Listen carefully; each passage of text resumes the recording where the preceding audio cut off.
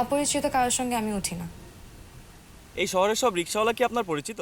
এই মামা, এই মামা, তোর শালা রিক্সা মনে হয় গিয়া প্লেন ধরবো, দাঁড়ানোর সময় নাই।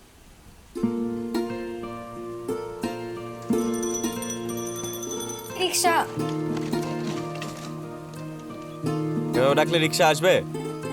দেখে মনে হচ্ছে আপনি ওকে চা খেতে ডাকতেছেন। আপনিও তো ডাকলেন, আসলো না। আর চায়ের দোকানে দাঁড়িয়ে আছি, চা খেলে খাবে, আপনার অসুবিধা কি?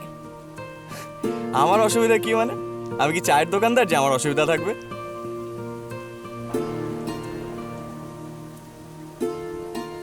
এই মামা, এদিকে আসো, এদিকে আসো, তোমার চা খাওয়াই।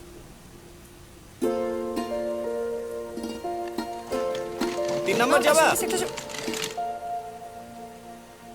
আচ্ছা, আপনি তো ওইদিকেই যাবেন, একসাথে যাই। অপরিচিত কারোর সঙ্গে আমি উঠি না। এই শহরের সব রিক্সাওয়ালা কি আপনার পরিচিত? মানে? মানে আপনি একজন অপরিচিত রিক্সাওয়ালার সাথে রিক্সায় করে যেতে পারবেন, কিন্তু একজন অপরিচিত যাত্রীর সাথে যেতে পারবেন না। আর বাবা, এখানে তো রিক্সা পাওয়া যাচ্ছে না। আমরা একই দিকে যাচ্ছি, আপনাকে 5 নাম্বার নামিয়ে দিয়ে আমি 3 নম্বর চলে যাব। না, থাক। নেন, থাকেন আপনি। হ্যাঁ মামা, যাও। দাঁড়ান, দাঁড়ান, দাঁড়ান।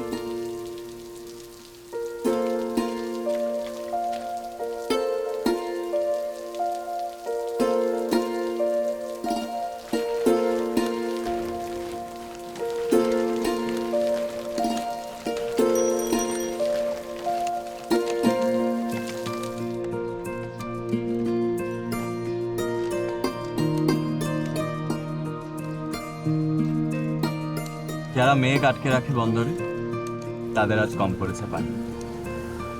লোহাতে যতই ওরা অন্ধরে, তোমাকে আমিও কিছু দেব।